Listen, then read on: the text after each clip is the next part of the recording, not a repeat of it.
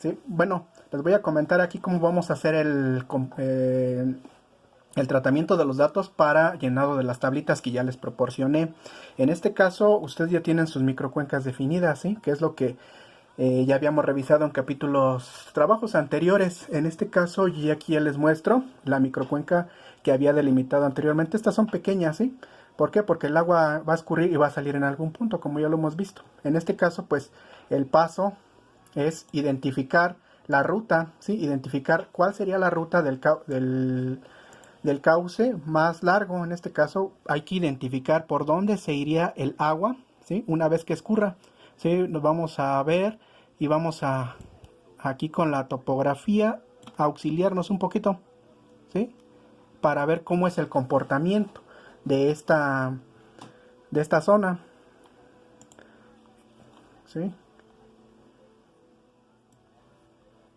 Esta es una propuesta. Entonces, yo aquí lo que voy a hacer va a ser recuerden que todo esto se tiene que verificar en campo, ¿sí? Pero para fines didácticos, ya grandes escalas, pues ya podemos apoyarnos de otros datos para verificar, pero nos va a servir para saber qué es lo que estamos haciendo a nivel micro. Voy a agregar la ruta que en este caso va a ser mi cauce. Si aquí está saliendo el agua en el punto de aquí abajo, ¿sí? Aquí, entonces yo voy a partir de ahí, ir trazando por dónde iría el, el cauce, ¿sí? Yo lo estoy proponiendo por esta parte. Como les comento, todo esto se tiene que verificar en campo, ¿sí? Vamos a ver por dónde. Yo me voy por esta zona de aquí a los puntos más alejados, ¿sí? Hasta por ahí. ¿Por qué? Si observan aquí la imagen, se van a dar cuenta de que hay zonas que están erosionadas, ¿sí?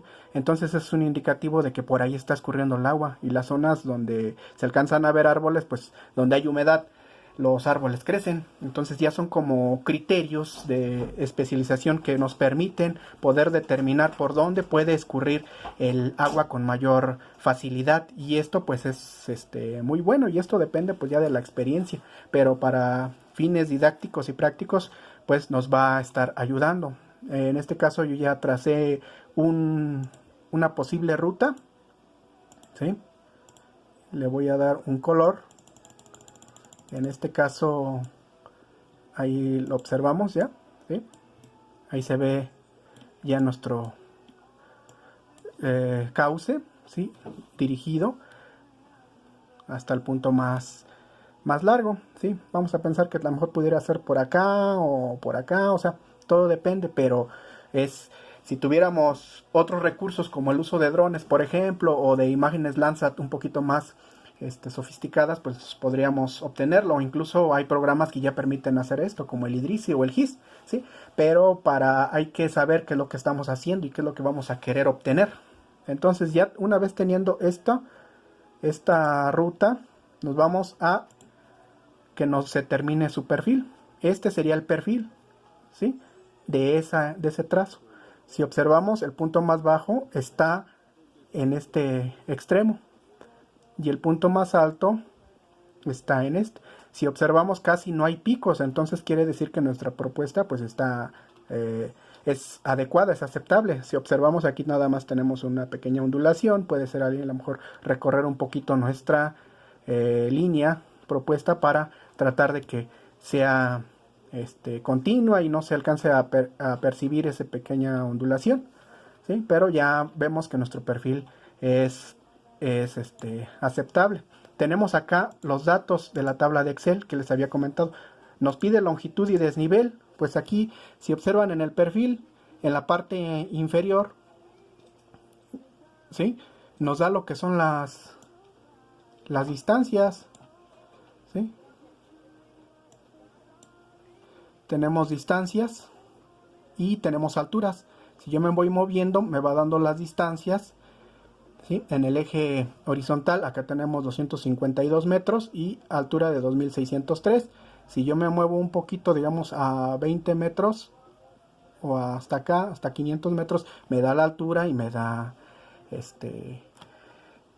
la distancia, que son datos que vamos a meter acá, ¿sí?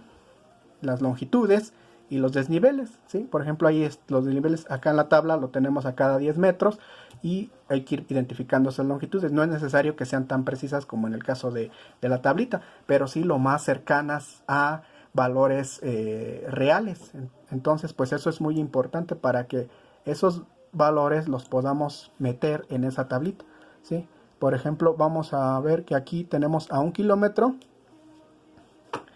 A 1 kilómetro tenemos una altura de 2.652 metros.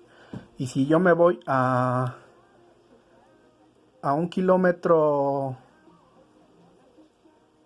100, a 1.100 metros, la altura es de 2.662, ¿sí? Entonces tenemos la distancia que son 100, ¿sí? De 1.100 a 1.000 son 100 metros. Y la altura que teníamos de 2.652 a 2.662 son 10 metros. El desnivel es de 10 metros y la distancia es de 100 metros. Entonces esos son los valores que vamos a ir determinando, ¿sí? Yo les recomiendo ahí que, por ejemplo, si conocen la longitud del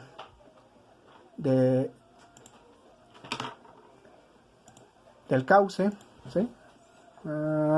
Aquí en metros tenemos 1594 metros, ¿sí? Que es la longitud de la ruta que yo propuse.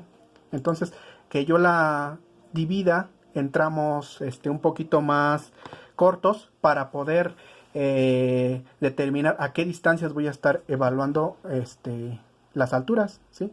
Por ejemplo, a cada 100 metros ir determinando las alturas y las distancias, ¿sí? Ir colocando sus valores y la misma flechita nos va dando, ¿sí? Y vamos viendo por dónde estamos, en qué punto, ¿sí? Ya con estas tablitas, pues lo demás es revisar qué datos tengo, qué datos necesito para poder evaluar el caudal, ¿sí? La cobertura vegetal, el tipo de suelo, ¿sí? Ya vienen algunos valores que también ya les había comentado anteriormente. Esa es una forma para poder estimar esos datos. Otra forma es generar puntos dentro de la microcuenca, hacer una triangulación para poderla analizar y exportarla a AutoCAD, ¿sí? Hacer la triangulación y esto pues nos va a generar la malla y con ello pues también poder determinar el comportamiento de acuerdo a diferentes curvas de nivel, ¿sí? Son métodos que uno puede ir analizando. En este caso, como son obras o son análisis más pequeños, podemos basarnos en estos criterios para determinar las pendientes, ¿sí? Las pendientes del escurrimiento y con flechitas hacia donde se encausan de acuerdo a las diagramas que ya les comenté, ya les proporcioné. Otro método que les comentaba es el de hacer la evaluación de días, ¿sí? Este es otro, de días de precipitación. Por ejemplo, que les comentaba, si las precipitaciones son mayores de 10 milímetros, pues la diferencia va a ser lo que escurre. Después les voy a comentar por qué. En este caso vamos a analizar esto. Yo tengo de enero hacia diciembre los valores. Si vemos aquí es 0, 0, 0, pues prácticamente no escurre nada porque no llueve. Entonces ahí es más fácil. Aquí empiezo a encontrar mi primer valor de 1 de precipitación, ¿sí? Pero 1 no es mayor de 10, entonces pues prácticamente es 0, ¿sí? Y continuamos. En este caso el siguiente día es 0, sigue siendo 0, no llueve, no llueve, no llueve, ¿sí? Llueve 4.3, sigue siendo menor de 10. Para la zona, como les comenté de los datos, pues no va a generar escurrimiento significante. Entonces pues el escurrimiento lo vamos a dejar de 0, si no se cumple esa condición. Y seguimos. Voy a buscar unos valores más acá abajo donde empieza a llover. Aquí tenemos 8. Aquí en el día anterior tenemos 0, pues es 0 el escurrimiento. Tenemos 8, 8 es menor de 10, escurre 0. ¿Por qué? Bueno, y una vez les comento por qué, entre algunos otros factores que vamos a ver un poquito más adelante o que les voy a proporcionar el material. ¿Por qué? Porque falta considerar lo que es la evapotranspiración, lo que la planta se lleva, ¿sí? Lo que evapotranspira a través de las raíces y de las hojas, además de el valor que realmente puede estar infiltrando, de un video que también ya les proporcioné. Son condiciones, ¿sí? Entonces va a depender de eso. Por eso estos valores, de acuerdo a la zona y de acuerdo a las pruebas que ya les comenté de infiltración, son valores que más o menos se ajustan a ese tipo de suelo que ustedes están analizando de acuerdo a la región, ¿sí? Todo puede ser verificable, pero ya tenemos también una idea de qué es lo que estamos haciendo para poder determinar esos valores. Entonces, continuando, aquí observamos que tenemos 8, 8 no es mayor de 10, entonces es 0, 3 no es mayor de 10, es 0, 3, sumamos los 3 días anteriores, pues no es mayor de 18, entonces sigue siendo 0, ¿sí? 4 es mayor de 10, no, y la suma de los 3 anteriores de 4 más 3 son 7, más 8 son 15, no es mayor de 18, entonces es 0, ¿sí? Lo mismo sucede al día siguiente, aquí es mayor de 10, no, pero revisamos ahora la otra condición de 3 más 4, 7 más 3, son 10, 10.29, no es mayor de 18, entonces es 0, y así, pero por ejemplo aquí ya tenemos un valor, ¿sí? Para el 25 de abril, ¿sí? Tenemos 29, 29 es mayor de 10, sí, sí es mayor de 10. Entonces, como es mayor de 10, entonces la diferencia sería lo que escurre. Eso sería mi valor de escurrimiento, ¿sí? Ya no es necesario colocarle la otra porque aún así se cumple. El siguiente día, aquí tenemos 18. 18 es mayor de 10, sí. Entonces podemos poner esta condición. 18 menos 10 sería 8.79, que sería lo que escurre, ¿sí? Para ese día, ¿sí? Si hacemos el acumulado de los 3 días, tenemos 18 más 29 más 0, sí también se cumple. Pero como les comento, pues aquí ya vamos a ir haciendo criterio de acuerdo a la zona, de acuerdo al lugar. Si es muy pronunciado la microcuenca, tenemos que revisar si hay cobertura vegetal, a lo mejor hay cambios de estratos de suelo. O sea, ya ahí van a jugar otros factores. En este caso, pues necesitamos ir revisando esos valores, pero como ya se cumplió la primera, pues la pongo. Si se cumple la segunda, pues coloco ese valor, ¿sí? Entonces, entre elegir uno y otro valor va a depender de eso. Y así para todos los valores. Al final, ir revisando todos los valores. Al final, vamos a ir obteniendo el escurrimiento, ¿sí? Por ejemplo, aquí tenemos una precipitación de 858, ¿sí? Y ya llevamos 28.5, que escurre empíricamente, ¿sí? De acuerdo a esos datos y de acuerdo a las pruebas algunas que ya se han realizado, como les comenté, hay que completar la tabla. Se completa la tabla de todo el año para ver cuánto aproximadamente escurre, ¿sí? También existen otros métodos, los hidrogramas, ¿sí? Los hidrogramas, las fórmulas racionales, el método de la SCS, o sea, hay varios métodos. En este caso nosotros, como lo estamos haciendo diario, ¿sí? Tenemos desde el día 1 hasta el día 365, podemos ir analizando día con día, y eso va a depender de diversos factores, ¿sí?